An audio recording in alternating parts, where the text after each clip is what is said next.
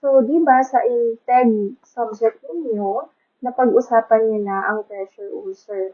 So, when you say pressure ulcer, di ba, this is a tissue breakdown. Okay? Depende, it could be caused by pressure or combination of pressure, shear, and friction. So, pressure ulcer, nag-occur ito when your body weight is transmitted through your bony prominences. Okay, so too much pressure on those bony prominences, such as your scapula, sacrum, greater trochanters, ischial tuberosities, and also your heels can cause significant concentration of pressure at the skin surfaces and in the underlying soft tissue. When these pressure peaks and the pressure gradient surrounding these peaks, it can soften your tissue and increase the risk of tissue breakdown. So those wheelchair users or yung mga tao who have only limited ability to reposition themselves or those patients who have a loss of sensation in those pressure areas, they are at high risk for developing pressure ulcer. So this lecture, we will focus on the possible effects of the support surface characteristics that we need in order to manage tissue breakdown. Okay, so for example, pressure distribution, okay, temperature control, and also moisture control, and all of those would be helpful for preventing pressure ulcer. Okay? Pero before that, we will discuss some of the etiology, anatomy, and also the staging of pressure ulcer. So just to define again pressure ulcers, this is a definition from National Pressure Ulcer Advisory Panel or the NPUAP. So pressure ulcer was defined as a localized injury to the skin and or underlying tissues, usually over above bony prominence. This is a result of pressure or pressure in combination with shear or friction. So, hindi po mawawala dapat ang pressure. Laging pressure po yung pinaka-cause ng pressure ulcer. Kaya yun nga yung pangalan niya. Okay? Minsan, nasasamahan kasi ng shear, okay, or ng friction forces. Your pressure ulcer is also known as decubitus ulcer, bed sores, ischemic sores, or pressure sores. So, you have to be familiar with these terms because pag na-encounter nyo ito, these are just the same terms as pressure ulcers.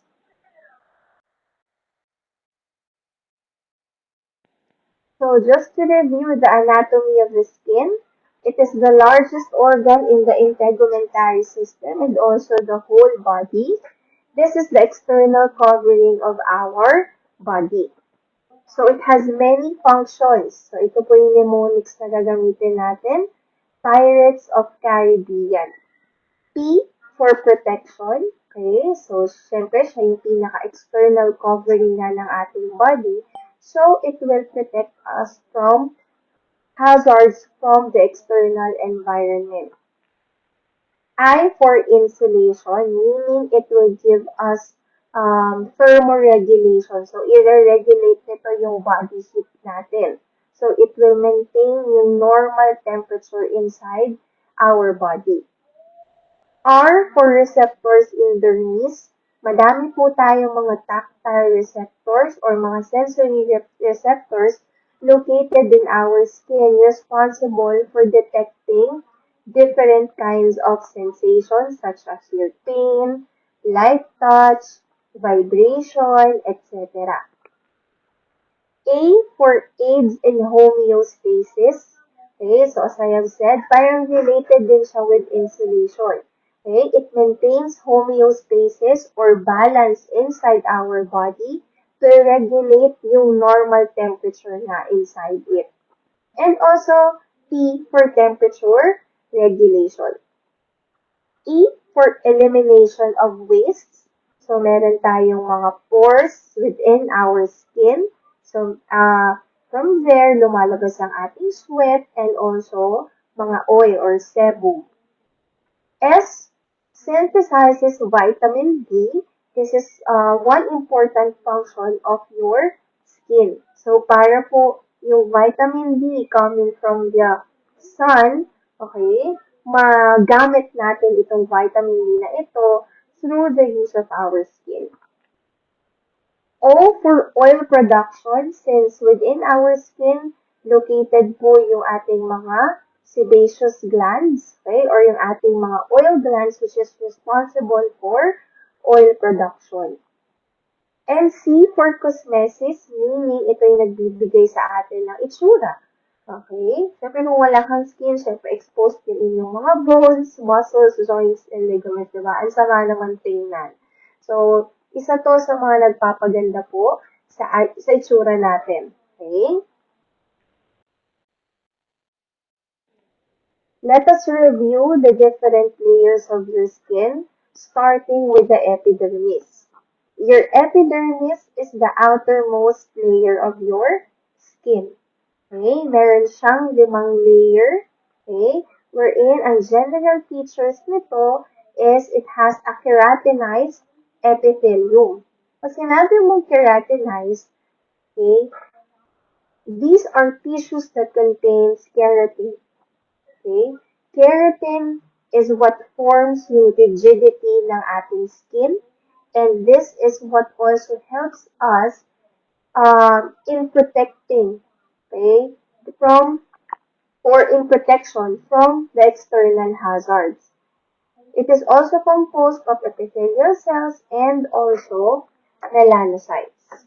So, kumbaga, ang pinaka-overall function po ni epidermis is for protection. Kasi siya nga yung outermost layer of your skin.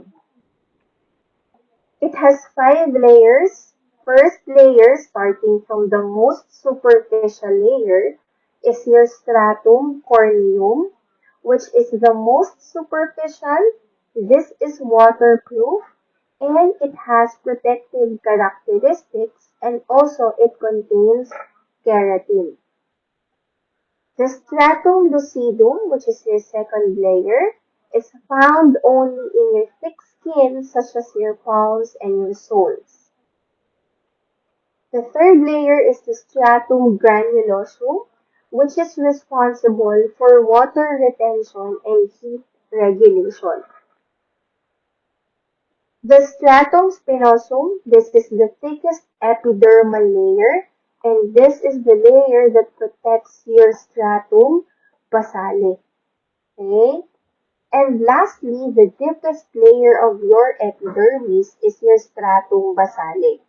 This is also known as your germinativum. It enables the epidermis to regenerate, okay? And it contains melanocytes. Your melanocytes nga pala, these are mga pigmented cells, okay, that contains melanin. So, ito po yung nagbibigay ng kulay sa ating skin. Okay? So, syempre, si basale, siya yung may ability to regenerate. Kasi di ba ang skin natin, nagsished siya. Okay? Naturally, nagsished yung pinaka-superficial layers. Okay? So, para mapaltan yung mga na-shed na skin, kailangan mag-produce or mag-regenerate ng epidermis para hindi maubos po yung inyong balat. So, ang mnemonic na ginagamit po natin dito para matandaan is kulugo sa batok. So, makikita nyo naman dyan sa slide na yung mga nakakapitalize na letter, it represents yung first letter of each layer of the epidermis, starting from the most superficial to the deepest layer. The second layer of the skin is your dermis. This is also known as the corium. This is the innermost layer of the skin and is regarded as your true skin. This is 20 to 30 times thicker than your epidermis. And its general features includes your hair follicles, the free nerve endings, the blood vessels, the oil glands, and also your sweat glands. Its function is to provide strength and toughness of the skin. Okay? Here you can see yung mga elastin which provides yung elasticity po ng ating skin para maging flexible siya. And also collagen. Okay? Madaming collagen fibers dito sa ating dermal layer because this is the one that would also provide toughness or strength doon sa ating skin. Your dermis has two layers, the papillary dermal layer and the reticular dermal layer. The papillary layer, okay, ito yung superficial layer ng dermis, connects the dermis to the epidermis. This serves as nourishment for the epidermis and it is mainly composed of collagen and elastic fibers. While the reticular layer, this is yung second layer or yung deep layer po ng epidermis, which is composed of coarse collagen, elastic, and reticular fibers. So, the reticular dermal layer, siya na yung katabi po nung inyong subcutaneous fat. Okay? Another structure in the skin is your subcutaneous layer. Okay, this is also regarded as the deepest layer of the skin that is directly under the dermis and above your muscle fascia layer. Okay, this is also known as the subdermal layer, sub meaning under the dermis. Hypodermis also, ang ibig sabihin po ng hypo is under. Okay? So, overall function nito is for support, okay? For insulation, most especially for cushion, and also the storage of energy in the form of your fats. There are different sensory or tactile receptors within our skin. We have your three nerve endings, which is located in your dermis and also your epidermis, and it will detect pain, touch, pressure, tickle, and itch. Pero pinaka-highlight should be your pain and itch. Merkel's disc, which is located within your stratum spinosum. This is specialized in detecting light touch, touch localization, and texture discrimination. So, more on touch sensation siya. The Meissner's corpuscle, located in your papillary dermis, is also responsible for detecting touch localization, texture, and also two-point discrimination. Ruffini's endings, located also in the papillary dermis, this is the one that detects heat or warmth. Kaya tinatandaan ko si Ruffini's endings as Ruffinite. Okay? Ruffinite. Para yung word na init dun sa dulo, matatandaan ninyo. The cross and bulb also located in the papillary dermis, ito naman is for detection of cold sensation. And lastly is the Pacinian corpuscles, located in your reticular layer of the dermis, which is responsible for detecting pressure and vibration. So, hopefully, okay, ma-memorize niyo po ang lahat ng ito kasi very important po ito. Okay? When it comes to knowing, okay, kung ano yung mga different receptors responsible for your different sensations.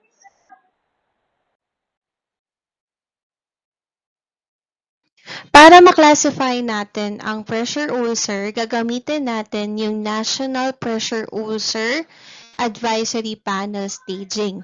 Okay? So, noon, na-develop nila was 4-stage system lang noong 1989. But recently, noong 2007, okay, binago nila since merong two types of stages na hindi kasi nila ma-identify doon sa previous na apat na staging system. Okay? So, your pressure ulcer, okay, is staged according to the layer of the skin that is involved. Okay? So, mamaya i-discuss natin kung ano-ano ba yung bawat layer ng skin din and also what are the clinical manifestation for each. First stage or the stage 1 pressure ulcer, here you can see na yung skin niya is intact pa din. Okay? Pero merong non-blanchable redness of the skin that is very visible. Pag sinabi mong non-blanchable redness ng skin, okay? So, ibig sabihin, mapula yung balat. Okay? Pag blanchable ang balat, pag binigyan mo ng pressure using your fingertips, okay, yung mapula na area, pag nilagyan mo ng pressure, it will blanch. Okay, meaning, magiging pale yung color. So, itry nyo. Subukan nyo magbigay ng pressure sa isang part ng inyong skin. Diba, namumutla yung area na yon. Okay, kumbaga nawawala yung parang redness. Okay, i-release mo yung pressure, babalik yung redness. But with pressure ulcer, kahit bigyan mo siya ng pressure, hindi nawawala yung redness. Kaya non-blanchable redness or non-blanchable erythema of the skin. So usually, pag mga darker yung skin color, hindi ganun ka-visible yung blanching. Okay? So, ang magiging palatandaan lang natin is skin discoloration. Okay? Plus, there is warmth, there is edema, there is induration of the skin or yung hardness of the skin. Okay? Sometimes, the area can also be painful, it can be firm, or it can be soft. Okay? It can be warmer or it can be cooler compared dun sa mga katabing areas of the skin. Okay? So that is stage 1 pressure ulcer.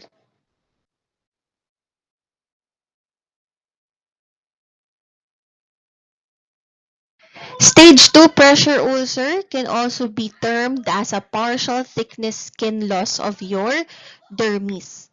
Okay? Usually affected yung buong epidermal layer na penetrate po yung whole epidermal layer pero umabot lamang siya doon sa papillary layer of your dermis. So there is partial affectation of your dermis. Okay?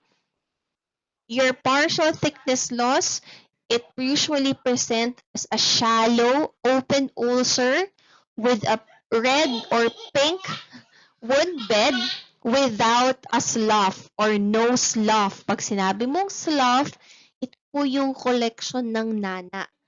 Okay? So, kita mo siya na mapula or mapink-pink pero wala pong nana. So it can also present as an intact or an open or a ruptured blister. Okay, so tandaan, yung presence of blister is seen in partial thickness skin loss or the stage 2 pressure ulcer.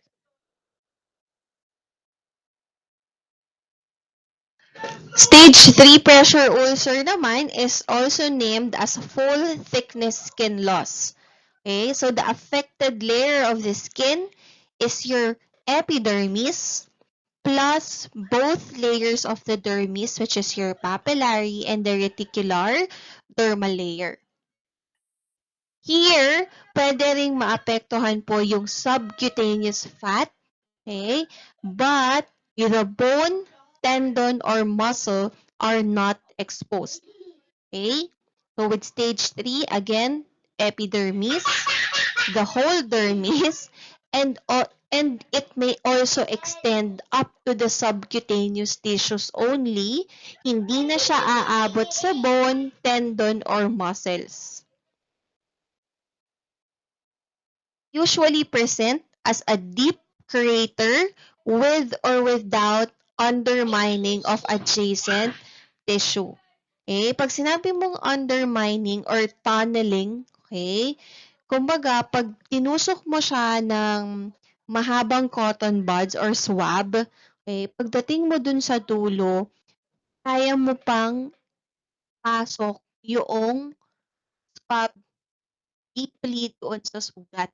Kumbaga, nagfo-form na siya ng tunnel dun sa ilalim. Yun yung sinasabing undermining or tunneling. Stage D, slough may be present but will not obscure the depth of the tissue. Okay? Kung present man ang nana, pero hindi ito enough para matakpan or para hindi mo ma-determine yung lalim po nung pressure ulcer. Stage 4 pressure ulcer, this is a full thickness skin loss wherein there is extensive destruction and tissue necrosis or damage to your muscle, to the bone, and other supporting structures such as your tendons and your joint capsules. So dito, umaabot na po sa buto, sa muscle, and also your joint capsule and ligaments yung mismong lalim no pressure ulcer. So here, also pwedeng magkaroon ng undermining or ng mga sinus tracts. Okay? Sinus tracts naman, ibig sabihin, merong dalawang pressure ulcer. Kalayo sila. Pero pag nilagyan mo nga siya or pag tinusok mo ng swab, okay, matetrace mo yung lalim ay umaabot doon sa kabilang pressure ulcer. So parang may tunnel na nagko-connect dun sa dalawang pressure ulcer na magkalayo. Yun yung sinus tracts. Pag undermining lang or tunneling, yung isang site ng pressure ulcer, pag nilagyan mo ng swab at narito yung dulo, eto na extend lang siya. So parang mararamdaman mo na merong tunnel, pero hindi siya tatagos doon sa kabilang site ng pressure ulcer. Okay? Yun po yung pinagkaiba nila.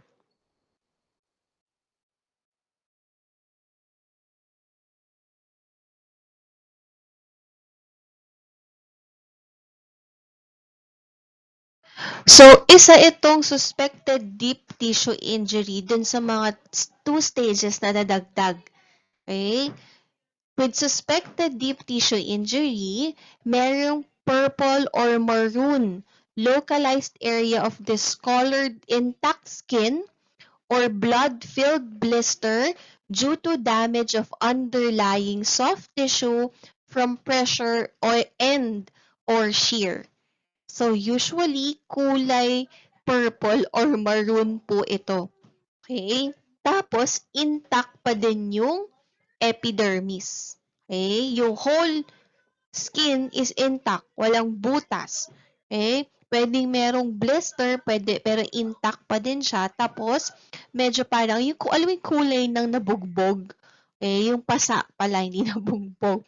Kulay ng pasa. Okay? So, kaya siya naging suspected deep tissue injury, most of the time, malala na talaga. Kumbaga, malalim na siya, pero hindi pa open yung skin.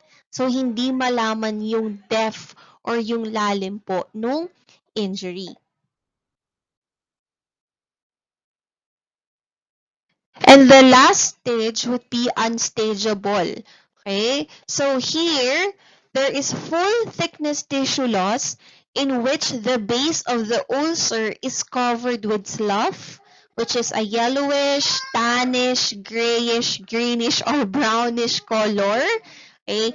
And or an eschar. Okay? It is round, brown, or black color that is present in your footbed. So, kung pink stuff, yun yung parang nanana. Tapos yung eschar, ito yung hardened tissue na color, na maitim na. Okay? in order for the pressure ulcer to be unstageable, dapat yung presence ng slough or ng eschar is almost 50% or greater than 50% of the pressure ulcer. Kaya siya naging unstable kasi hindi natin ma-identify yung lalim. Okay? Although, kita mo, broken na yung skin, okay? Hindi mo ma-stage kung siya ba ay stage 1, 2, 3, or 4 because of presence of the slough and the eschar. Kasi tinatakpan na nila yung sugat, so hindi natin ma-identify what stage it belongs. Okay?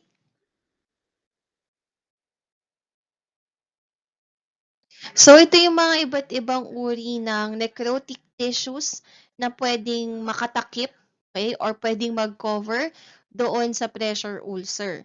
So, this is a scab, itong nasa upper left, yung nasa pinakababa, sa middlemost is your eschar, and yung nasa upper right is the slough.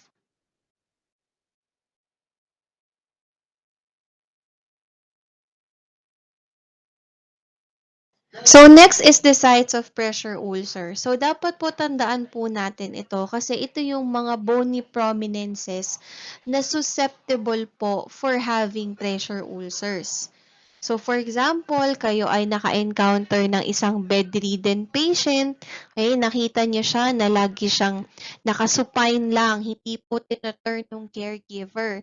Pwede natin silang i-advise for bed turning and also make them known kung ano ba yung mga pressure areas na pwedeng magkaroon ng pressure ulcer ang pasyente. It is a fine position, okay? Kung kahiga tayo, yung the last bone prominences na tumatama doon sa ating kama, okay, or kung saan man supporting surface siya nakahiga, are the following. Okay, occiput, the spine of the scapula, the inferior angle of the scapula, the spinous processes of your vertebra, the medial epicondyle of the humerus, posterior iliac crest, the sacrum, coccyx, and also the heel. While if patient is in prone, okay, very common na magkaroon sa forehead, sa ear, kung saan siya for example, naka-prone siya, syempre hindi naman laging face down kasi baka hindi makahinga yung patient. So, ang mangyayari, iikot yung head to one side. So, kung ano yung ear na nakakontak doon sa bed, yun yung pwedeng magkaroon ng pressure ulcer. The anterior area of your acromion process of the scapula, the anterior head of the humerus, the sternum, the anterior superior iliac spine of the pelvis, the patella, and also the dorsum of the foot.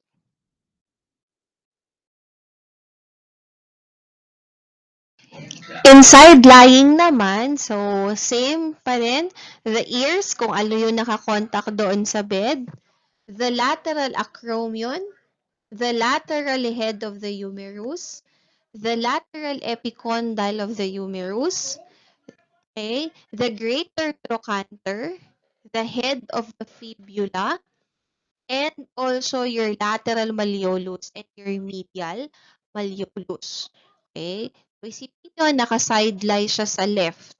So, mostly, yung mga parts na yan, sa left magkakaroon. Okay? Sa medial malleolus, bakit din magkakaroon sa medial malleolus? Kung mapapansin nyo dito sa picture, di ba? Yung isang leg niya, medyo naka-flex yung hip and yung knee. So, possibly, yung medial side din nung topmost leg ay nagkakaroon din ng increased pressure. While yung mga wheelchair-bound naman, sinabi niyo pong wheelchair-bound, those patient na lagi pong nasa wheelchair, okay? They have or they do not have the ability to transfer on their own or magkaroon man lang ng pressure relieving activities. Okay? So here is the spine of scapula. Pwede pong tumama dun sa backrest ng wheelchair. The spinous processes of your vertebra, same, katama pa rin backrest. And the ischial tuberosity. So bakit? Kasi diba, the ischial tuberosity natin is your seat bone. So pag yung seat depth, okay, is masyadong malalim, pwedeng lahat po ng pressure doon, mapupunta po doon sa ating ischial tuberosity. Also, idagdag ko na lang din na pwede rin pong magkaroon ng pressure ulcer sa may popliteal fossa and also sa may heel. Okay? Kasi yun yung tumatama doon sa footrest. Okay? So, yung term na pressure ulcer, minsan it is misleading. Kasi most of the time pala, it implies pressure yung pinaka-only risk factor for having pressure ulcer.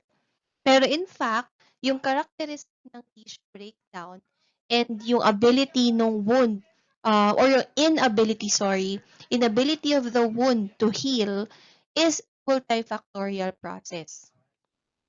Okay? So there are different factors. There are extrinsic factors and also intrinsic factors that could cause or increase the risk of having or the development of pressure ulcer. First is, syempre, extrinsic factor. Syempre, applied pressure. Yun yung pinaka-common. Next is surface shear. So, two surfaces are, kumbaga, they are sliding with each other. So, syempre, pwedeng mag-cause din ng tissue breakdown or ng skin breakdown, di ba? Minsan, pag yung nakukuskus mo yung kumot at yung pwedeng yung paa or yung bony surface mo sa katawan, 'di ba, nagkakaroon ng parang nasusugatan.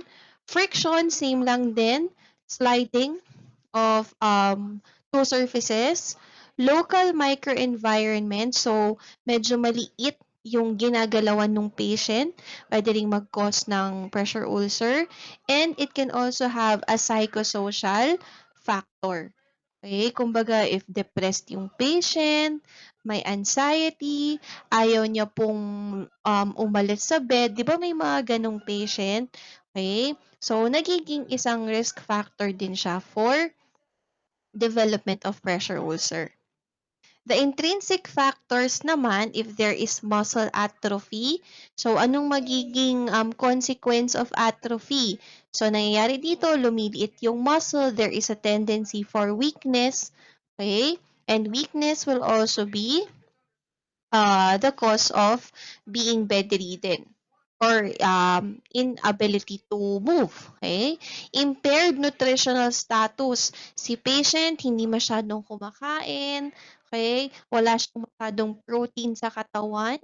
Okay? Kaya protein is important nutrient in our body for healing. Okay? Tapos, for example, payat din sobra. So, syempre, yung mga bony prominences, mas nagiging prominent. Okay? Mas lumalabas yung mga buto-buto. Okay? Anemia, since syempre, ang ating dugo, isa to sa mga nagbibigay po ng nutrients, okay, sa ating katawan. So, if anemic ang isang patient, okay, some of the studies sinasuggest nila na yung impaired delivery ng oxygen and nutrients dun sa local tissues ng katawan natin leads to development ng pressure ulcer. Also, oxygen, di ba? And within the blood, nandun po yung mga healing properties ng katawan natin. So, kung anemic ka, if there is a wound, madedelay yung healing ng wound hanggang sa lumaki na siya ng lumaki. Impaired vascular status. Okay, so kung yung vascularity po ng ating katawan is hindi maganda, so same lang din, hindi rin nakakapag-deliver ng enough blood to the body. Impaired mobility, so immobility, so hindi laging gumagalaw, so syempre nagkakaroon ng too much pressure doon sa areas na lagi mong binibigyan ng weight. Impaired sensation tulad ng mga diabetic patient. Okay? So, for example, sila din ay bedridden, sabihin na natin, or laging naka-wheelchair, tapos hindi nila nararamdaman na sumasakit na pala, kumbaga parang nabubutas na pala yung balat nila, hindi nila nararamdaman kasi nga impaired yung sensation nila hanggang sa ito ay mag-breakdown na at mag-form it into a pressure ulcer.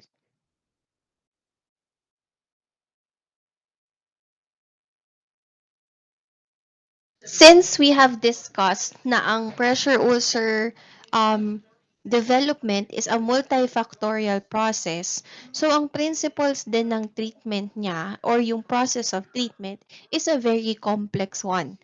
Okay? Kasi kailangan mong ma-identify ano ba yung source no kung bakit siya nagkakaroon ng pressure ulcer. So, isa sa mga principles ng treatment is nutrition. Okay? Kasi kailangan nating ma-recognize yung importance po ng nutrition when it comes to treating pressure ulcers.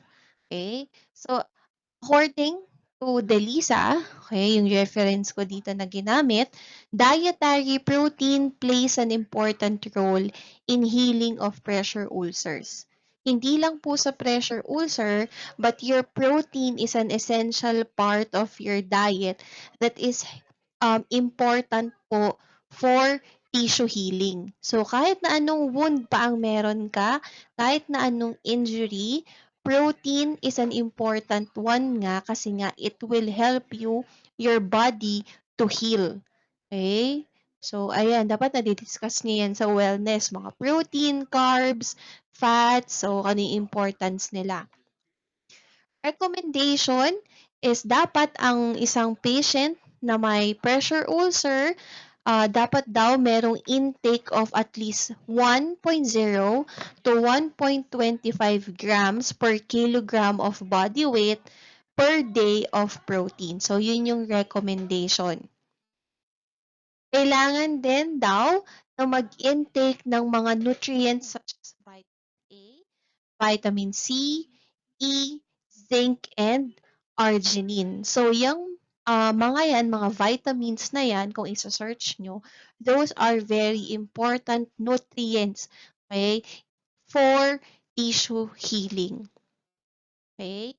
Nag-e-enhance ito ng wound strength and also ng deposition ng collagen sa katawan natin.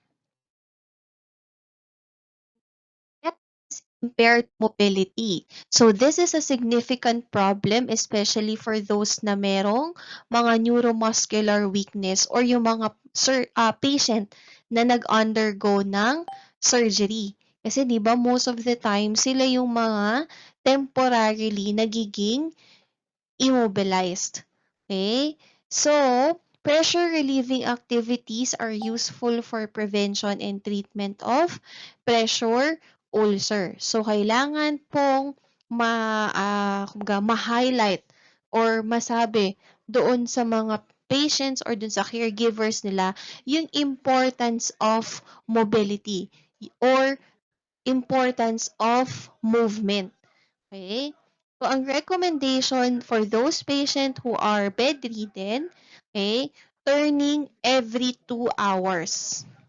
So, for example, 2 hours na nakasupine si patient, okay, after 2 hours, dapat side time mo siya, for example, the right muna. Okay? Then, after 2 hours, pwedeng ibalik mo ulit siya sa supine. Then after 2 hours again, to the left naman na side lying. So, iba-iba ng posisyon para na-redistribute po yung weight bearing doon sa bony areas ng katawan. For those patient naman who are wheelchair bound, dapat turuan ng mga pressure relieving activities every 15 to 20 minutes. Okay? So, ano ba yung mga pressure relieving activities while sitting?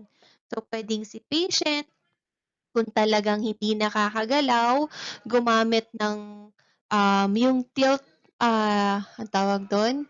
Yung natitilt na wheelchair, di ba? Mayroong backrest na natitilt. Okay? So, if ititilt mo siya, nare-relieve yung pressure dun sa ischial tuberosity, maita-transfer naman dun sa kanyang back.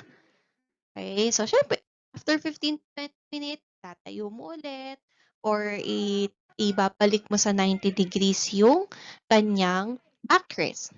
What else? If meron namang strength yung upper extremity ni patient, pwede mo siyang i-instruct na mag-bear ng weight dun sa kanyang upper extremities. Tapos, gamit yung upper extremity strength niya, ililift niya yung buong katawan niya out of the wheelchair seat para lang ma-relieve yung pressure on sa mismong ischial tuberosity.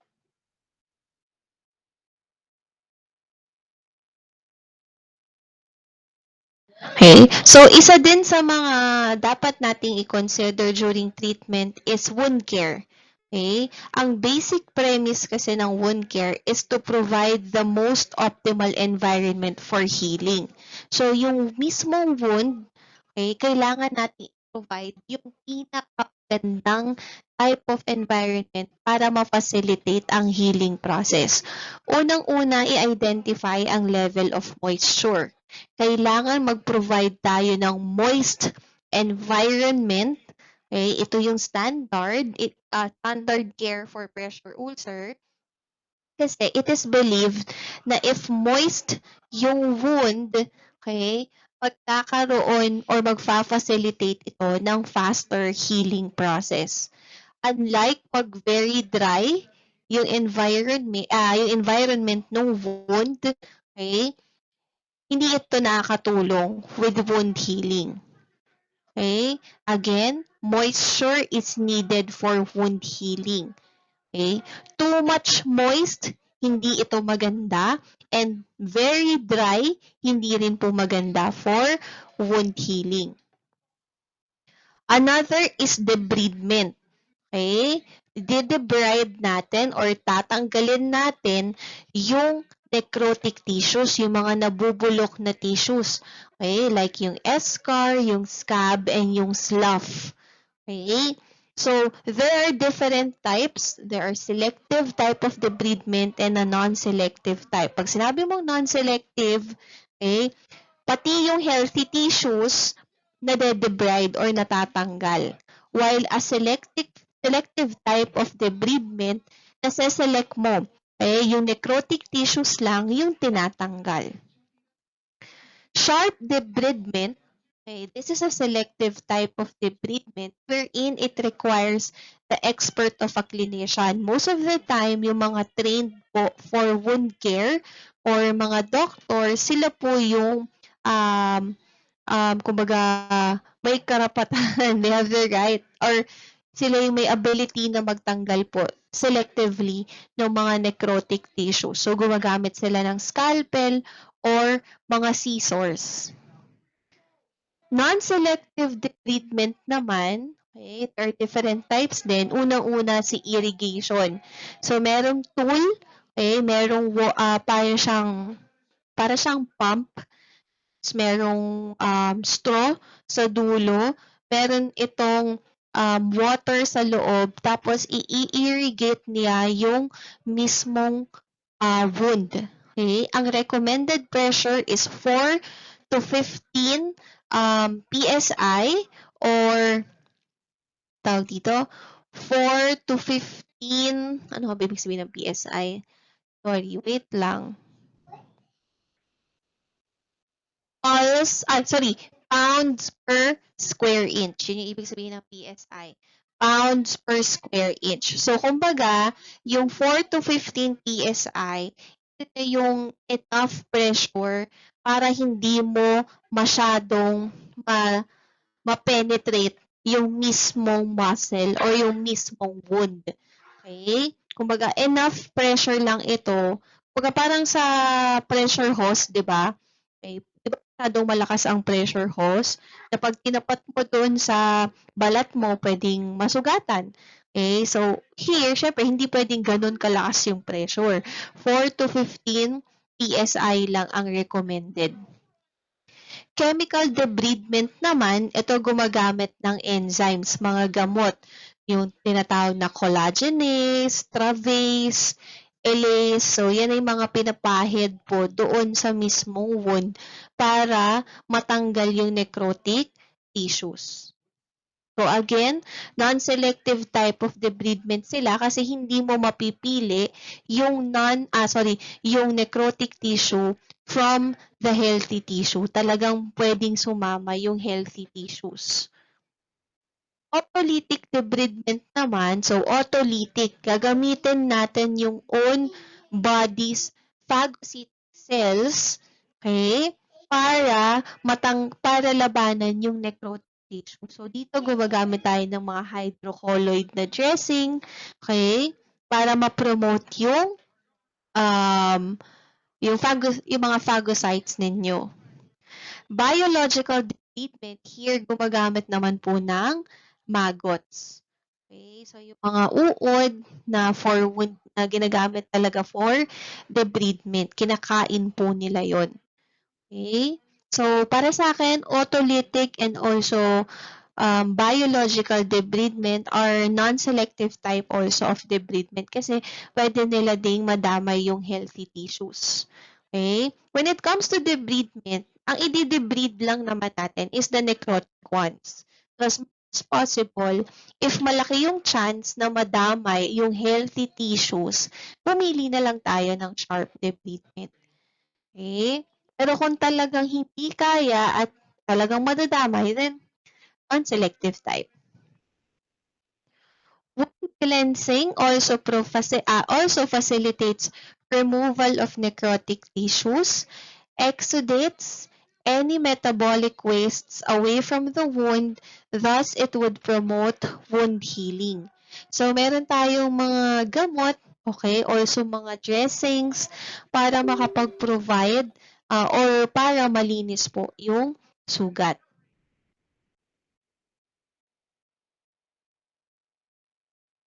And lastly would be the protection of the wound. Okay? So, naa-achieve ito by the use of mga appropriate dressing para ma-protect natin yung wound from external factors naman such as trauma, bacteria, or exposure to chemicals.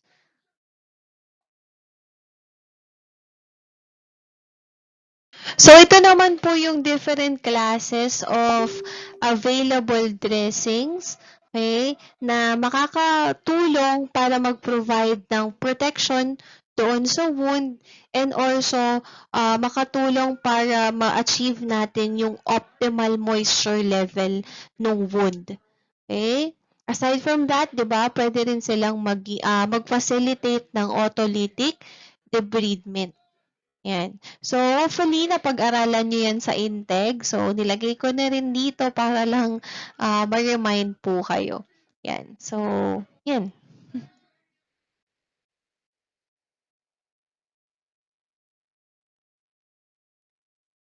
So, aside from na-mention natin ng mga treatment principles, pwede rin tayong gumamit ng therapeutic modalities in the treatment of pressure ulcer. First is hydrotherapy. Okay? So, isa doon is whirlpool. So, di ba, yung whirlpool, nag-agitate yan ng water. So, kumbaga, naiikot niya yung water, yung mismong, yung movement ng water, nakakatulong siya para matanggal po yung mga necrotic tissues. Also, yung pulse lavage therapy, ay yung ano nga ba yun? Yung irrigation na sinasabi ko kanina, siya yung ginagamit for irrigation. Electrical stimulation, yung mode po na ES, okay, it promotes wound healing kasi pag nilagay mo siya doon sa surrounding area po nung pressure ulcer, magbibigay siya ng pulsatile movement or contraction doon sa muscle. Pag nangyari yon, pag nagpulsate po yung ating muscle, 'di ba? Within the muscle, merong mga blood vessels. So, habang nagko-contract si muscle, tinutulungan niyang contract din po yung mismong ating mga blood vessel para mas maganda yung delivery of blood, okay, doon sa mismong wound.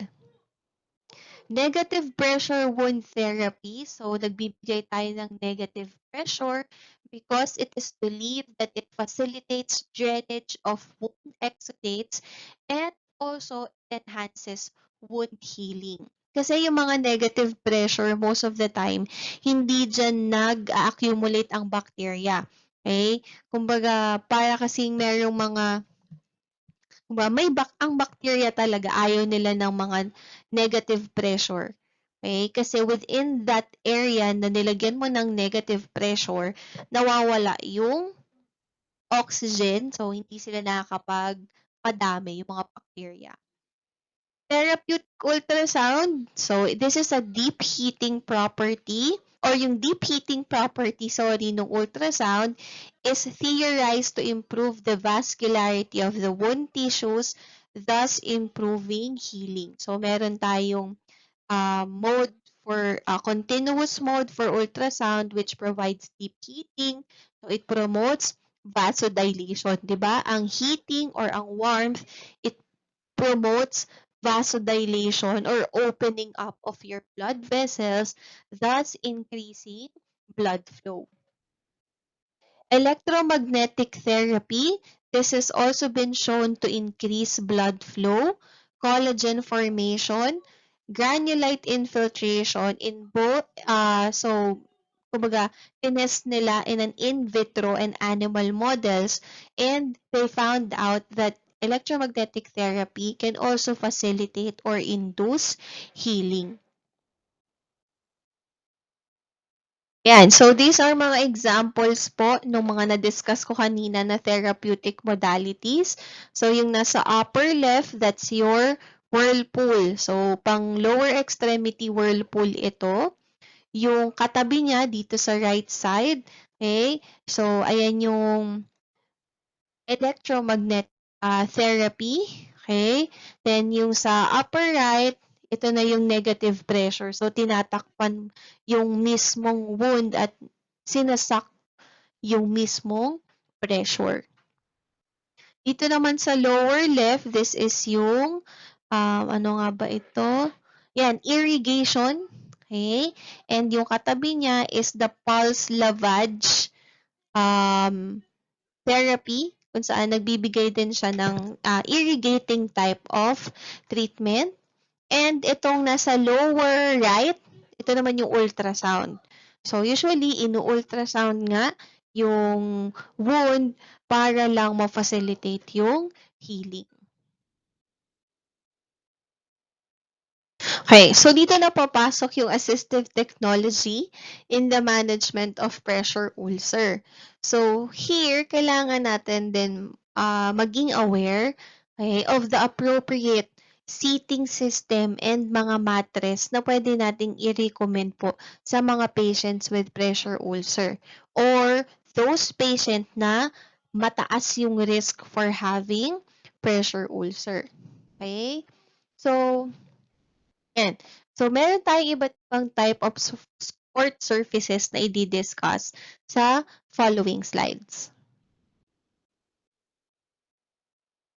So, isa sa mga technology na nakaka-detect po ng areas na susceptible for pressure ulcer is pressure mapping. So, meron ditong parang software sa computer tapos naka-attach ito sa isang cushion, pwedeng bed or katulad dito nasa pinakataas na picture, isang buong bed siya. Tapos nakahiga doon yung patient, then i-assess ano yung mga certain areas or bony prominences pag nakahiga siya that are given too much pressure. So makikita nyo dun sa monitor ng computer yung mga red na spots, dun yung pinakamataas yung weight bearing. Okay? Tapos ito naman picture sa baba, so siguro ina-assess nila yung seating mechanism ng patient. Okay, kung makikita nyo, ayan, so naka-localize doon sa mismong ischial tuberosity, so yung red na spot dyan. So, nandun lahat yung weight niya. Okay, so anong gagawin? Siyempre, kailangan mag-provide ng foam or ng mga kung ano mang air-filled or water-filled na mga mattress or foam para lang ma-relieve yung pressure doon at maiwasan ang pressure ulcer. So again, pressure mapping, this is a visual tool for evaluating pressure distribution. Okay, so special attention needs to be given to areas of highest risk. So kanina pinesent ko na yung mga sites of greatest occurrence for pressure ulcer, yung mga bony prominences. So kailangan maging aware kayo kung ano yung mga surfaces na yun. Okay? So the first support surface classification na pwede nating masuggest sa patients are the elastic foam. So alam naman natin kung ano talaga yung pinaka property ng foam, 'di ba? So para hindi magkaroon ng contact ang part 1 dun sa hard surface, pwedeng lagyan ng foam. Okay? So ang foam, it deforms in proportion to the applied load. Greater loads will result in predictably greater alterations in the shape of the material and vice versa. So, 'di ba, ang foam nagte-take up siya ng shape. Eh, kung ano man yung nabigay sa kanyang pressure, kumbaga ina-absorb niya ito para hindi magkaroon ng too much pressure. So the minimum density of bed support surface material should be at least 1.3 to 1.6 pound for cubic feet. So yun yung dapat na density, yung bigat po ng mismong support surface. Convoluted foam, so yung parang egg tray, okay? Convoluted foam po ang tawag doon. They should have a minimum depth of 4 inches from the bottom of the foam to the lowest point of the convolution to achieve optimal reducing effects. So, ayan, nilabel ko na nga po dito sa lower right. Okay? Kung aling part yung sinasabi doon na dapat ay minimum of 4 inches. Kasi kung isasagad mo yan, okay, pwedeng, syempre, nadag-anan yan, bababa pa yan. Kaya dapat at least minimum of 4 inches yung kapal po ng isang foam. Typically, it consists of an either foam layer of varying densities. Meron tayo ngayong mga bed na ibang type of foam, iba't ibang layer para mas ma-provide yung pinaka-the best na pressure absorption. Minsan, it is a combination of a gel and foam or merong mga fluid-filled bladders and foam. So later, pakita ko naman sa inyo. Elastic foams should have a resistance to pressure that is high enough to fully support the load. Kasi kung hindi niya mariresist yung bigat na binibigay doon sa foam, magkakaroon po ng pagnipis ng foam.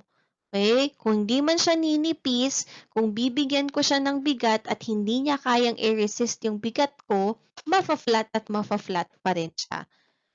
Okay? So, again, to fully support the load without providing reactive force that is too high to keep the pressure low. This foam, they are subjected to degradation. So, usually, most of the time daw, up to 3 years lang ay naluluma na po yung foam. And nawawala na yung stiffness foam and eventually, it will bottom out. Okay? Decontoured seat cushions, they provide a better match between the buttocks and the cushions, increase contact area, thus reducing pressure. So, meron na tayo ngayon, bukod sa straight lang na foam, meron ng mga pre-contoured seat cushion. So, very helpful ito sa mga wheelchair users. Okay, kung makikita nyo dito sa bata, yan. So, contoured na dun sa shape mismo nung area na isusupport niya. However, ang disadvantage niya, foams are poor conductors of heat. So, kung there are poor conductors of heat, pwede mag-accumulate ang moisture. Okay? And di ba, although we want moist doon sa wound, kung may wound na ha, pero kung wala pang wound at nagmo-moist na yung mismong area na binibigyan ng bigat, ano bang ginagawa ng moisture? 'Di ba? Ini-increase niya lalo yung friction force doon sa balat. 'Di ba?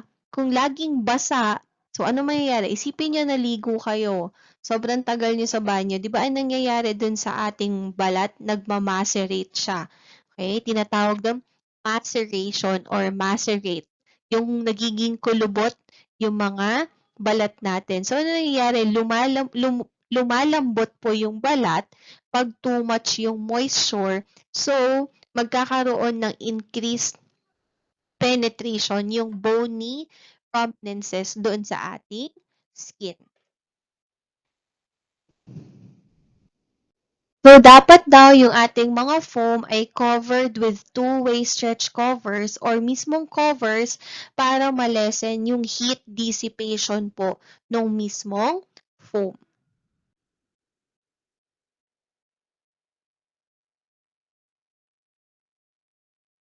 Another type of support surface classification is the viscoelastic foam. So, ito na yung tinatawag natin na memory foam. Okay? They are consist of viscoelastic open cell foam that is temperature sensitive. So, ito naman, ang pinagkaiba niya sa elastic foam is that temperature sensitive siya. So, di ba ang body natin usually it's warm. Okay? Kasi yun yung normal temperature niya, 37, tama?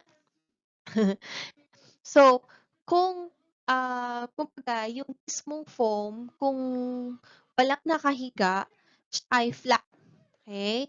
Pero meron ng nakahiga, aside from pressure, okay, yung heat type ng katawan natin, ina-absorb niya para take up yung shape ng mismong katawan. Okay? Or kung ano mang surface ang naka-apply doon sa mismong foam. The foam becomes softer at operating temperature near the body temp, the effect of which is that the layer of the foam nearest the body provides improved pressure distribution through envelopment as compared to high resilient foam. Pag masyado namang matigas yung foam, hindi niya nate-take up yung heat shape na dapat niyang i-support.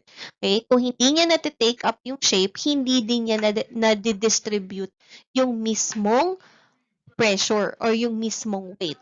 Okay? Acts like a self-contouring surface because the elastic response diminishes over time even after the foam is compressed. Disadvantage lang nito is because it is temperature sensitive and time sensitive also.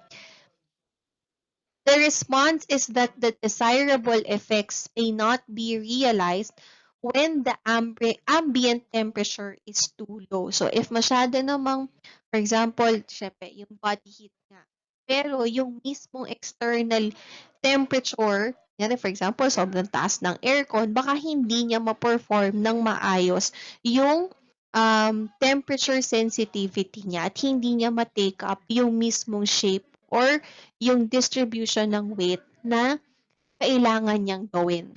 Okay? Hindi niya mape-perform yung function niya ng ayos kung naapektuhan ng external environment.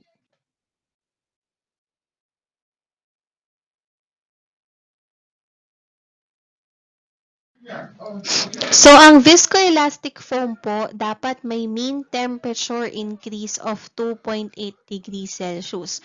So, for every 2.8 degrees Celsius na nadedetect niya, kumbaga, nagte-take up siya ng shape, gumagana siya. Okay? Solid gel products are also considered as viscoelastic in nature. Okay? So, it tends to maintain a constant skin contact temperature or may even reduce the contact temperature for some time. One study suggests now that temperature may increase during longer periods of unrelieved seating for greater than 2 hours. So, kaya din sinasuggest na ang bed turning is every 2 hours, tsaka ang sitting is every 15 to 20 minutes. It's because pag rin masyado ng matagal daw yung naka-contact dun sa mismong support surface, mataas yung temperature between those two surfaces. Okay?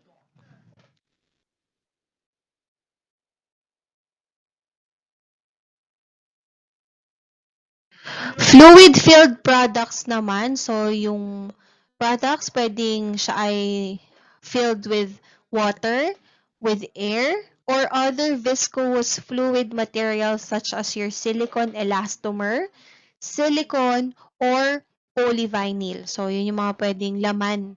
Okay? The fluid will flow from one chamber to another chamber within a single chamber, is passive in response to movement, and requires no supplemental power. So, kumbaga, hindi mo kailangan dito ng kuryente. So, kumbaga, pag binigyan mo siya ng weight, madidistribute niya or maikakalat niya yung weight na binibigay mo doon sa surface na yon. For air cushions, care must be taken to maintain correct level of inflation to achieve optimal pressure reduction. Because if under inflation will occur, it will cause bottoming out. Okay? Syempre, pag 'di ba, kumbaga sa salbabida, okay, dapat ma-maintain mo yung tamang pressure sa loob nun para hindi ka lumubog. Pag naman na under-inflate mo yon, nabawasan yung hangin sa loob, may tendency lumubog ka, malunod ka kasama yung yung salbabida. Pero if overinflation naman, pag too much naman yung pagkaka-inflate, 'di ba? Antigas naman masyado, tataas yung pressure between the body and also yung mismong product. Okay? 'Di ba? Pag naman sa mga tawag doon, airbed. Okay? Pag tatong under-inflated, may tendency lumubog ka. Okay? Tapos, napupunta sa mga bony surface yung pressure. Pag naman masyadong overinflated, sobrang tigas naman, na meron ding tendency na mag-cause ng hindi niya ma-distribute yung weight.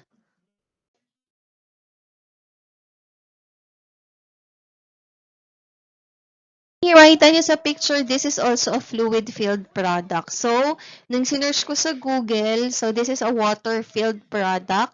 So, meron siyang madaming chamber. Okay? So, yung mga square na yan, iba't ibang chamber. So, syempre, pag nag-bear ka ng weight to one side, 'di ba? Maa-absorb niya yung binibigyan mo ng weight, tapos medyo lilipat yung ibang laman ng chamber doon sa kabilang side na walang weight bearing. Okay, so given the large variety of materials such as used as cover for products in the fluid filled category, it is difficult to generalize on moisture control characteristics.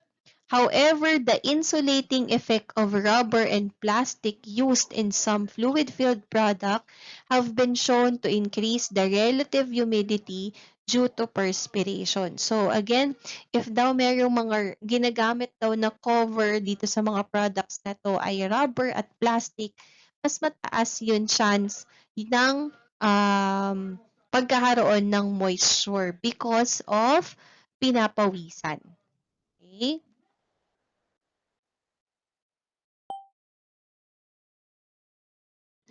Next support surface is the air fluidized beds.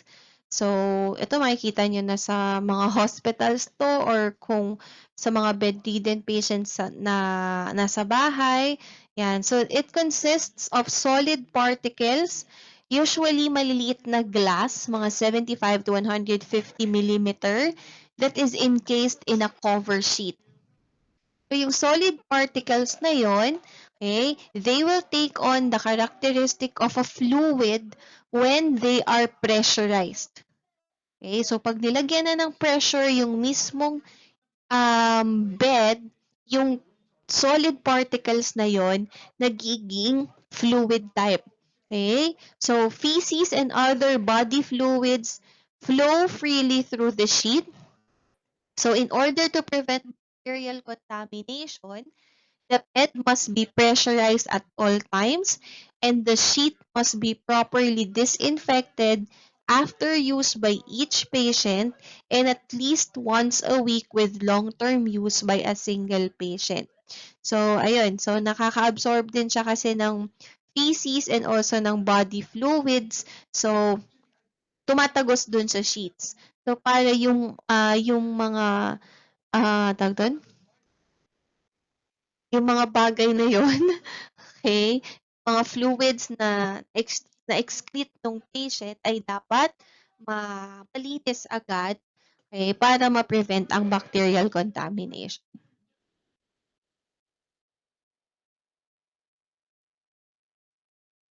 So, yung mga air fluidized beds naman, they minimizes pressure and distributes the weight evenly over support surface. So, meron, kumbaga may mga machine yan kung saan nare-regulate yung pressure nung mismong bed para din yung enough yung support na nabibigay doon sa patient. There is a gentle flow of temperature-controlled air projected upward through numerous tiny openings called ceramic microspheres. So, kumbaga para rin makontrol yung temperature kasi diba nga pag masyadong matagal na nakakontakt yung dalawang surface, nag increase yung heat. Okay? Nagkakaroon ng moisture. Okay? So, meron itong mga features tong air fluidized beds na kinokontrol yung temperature para ma-prevent po yung mga moisture.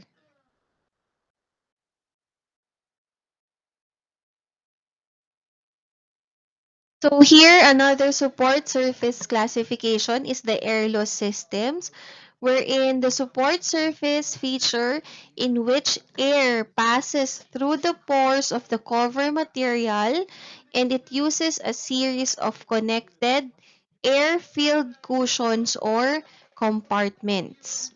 The covers are usually made of special nylon or polytetrafluoroethylene fabric with high moisture vapor permeability. So these cushions are inflated to specific pressures to provide loading resistance based on the patient's height, weight, and distribution of the body weight. So here they also have an air pump that circulates a continuous flow of air through the device, replacing any air that is lost through the surface's pores. So here, continuous po yung mismong device yan. So yung kulay white dyan sa paanan nung bed. Okay? Continuous yung pinoprovide niyang air para kasi nga, 'di ba, sabi dito, nagpa-pass through, lumalampas yung air doon sa mismong pores nung bed hanggang doon sa mismong cover nung or yung beddings ng bed. So, continuous yung pagbibigay niya ng air para hindi siya ma-underinflate. Okay? Yan.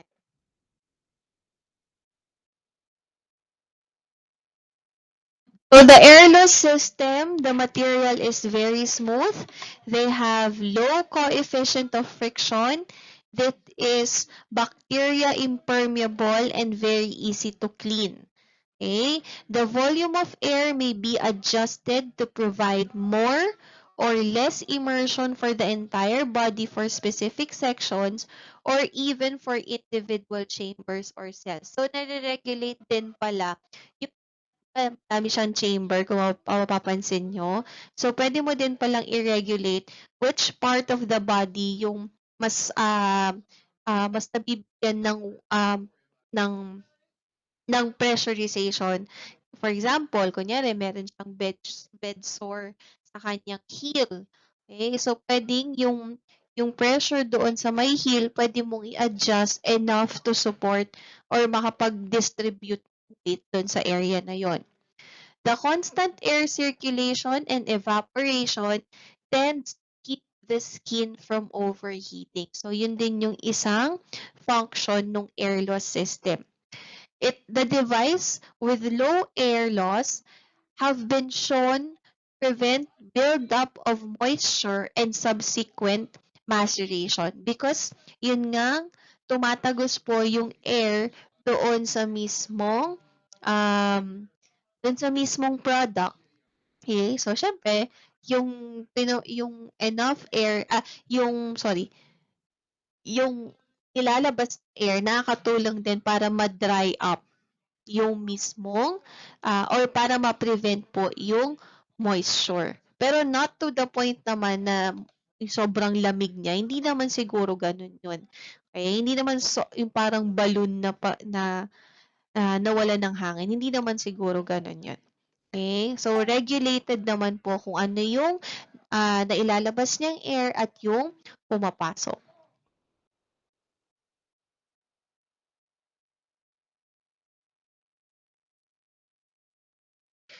So, that would be all. So, in conclusion, okay, very important yung pressure mapping kasi ano yung magiging purpose ng pagbibigay mo ng mga support surface kung hindi mo naman alam kung which part of the body ang bibigyan mo ng enough support, okay, para ma-prevent yung development of pressure ulcer.